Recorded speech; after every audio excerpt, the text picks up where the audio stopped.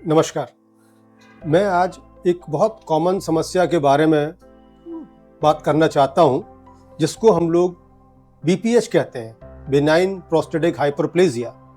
ये अगर अपन यूरोलॉजी की बीमारियों में देखें तो सबसे कॉमन प्रॉब्लम है पुरुषों में होने वाली। अब सबसे पहले हम लोग ये समझेंगे कि प्रोस्टेट क्या है। प्रोस्टेट हमारे शरीर में होने वाली एक ग्रंथि का नाम है, जो कि पेशाब की थैली के मुंह पे, जहाँ से यूरिन चालू होती है, उस जगह पर लोकेटेड है। ये ग्रंथि एक उम्र के साथ में इंक्रीज होती है साइज में, और जिसके बढ़ जाने पर यूरिनरी पैसेज पे प्रेशर पड़ता है और उन कारणों से एक समस्या उत्पन्न होती है। सामान्य रूप में अगर हम देखें तो प्रोस्टेट की ग्रंथि का काम क्या है।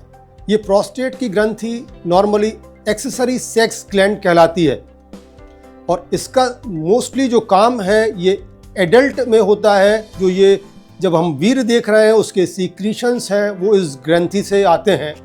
उम्र के साथ में जब ये ग्रंथि बढ़ती है तो हम ये देखते हैं कि पुरुषों में लगभग 60 साल के उम्र वालों में 60% प्रोस्टेट की ग्रंथि के कारण दिक्कतें हैं, और यही रेशो 70 साल में अगर देखें तो 70%, और by the age of 80 years लगभग 80% लोगों में ये दिक्कतें देखने को मिल सकती हैं। तो ये हम लोग इस चीज़ से ये समझ सकते हैं कि इसका ये कितना कॉमन समस्या है। अब ये कॉमन समस्या होने के साथ ही साथ में जो है, इस चीज़ से हमें भयभीत होने की या दिक्कत या परेशान होने की ज़रूरत नहीं है, क्योंकि इस समस्या का आज की डेट में एक बहुत अच्छा निदान उपलब्ध है।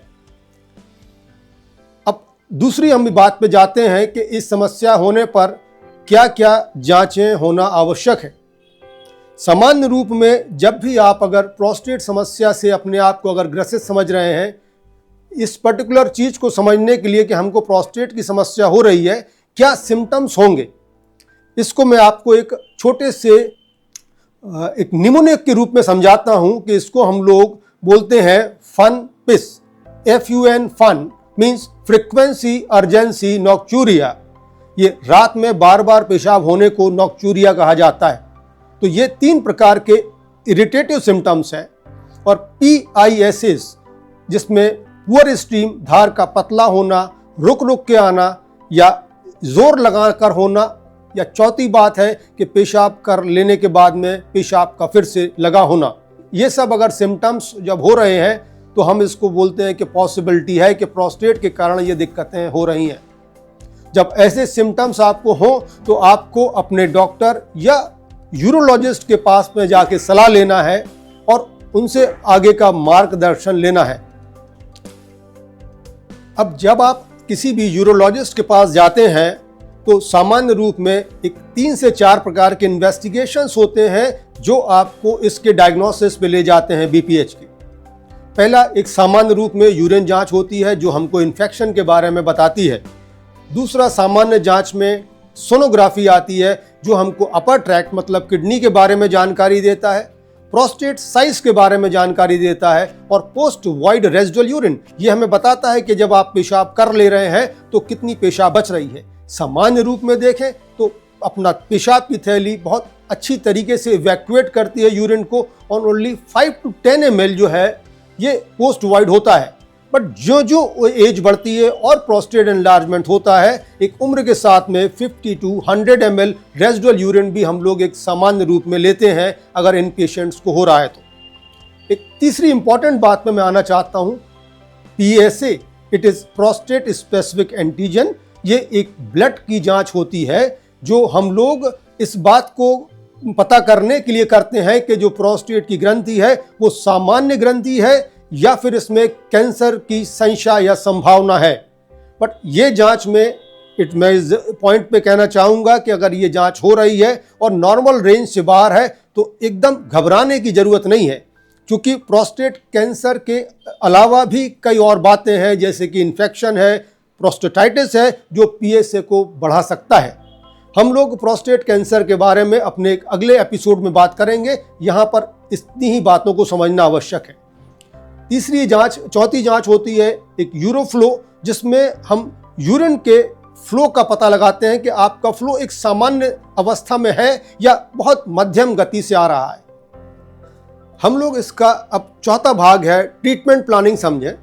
सामान्य रूप में प्रोस्टेट ग्रंथि में अगर फॉर एग्जांपल बार बार किसी को रात में पेशाब जाना पड़ रहा है या फ्रिक्वेंसी बहुत बार हो रही है, तो इन चीज़ों के लिए कुछ बिहेवियरल थेरेपीज जैसे पानी की मात्रा को कम करना, इस प्रकार की चीज़ों को उपयोग किया जाता है।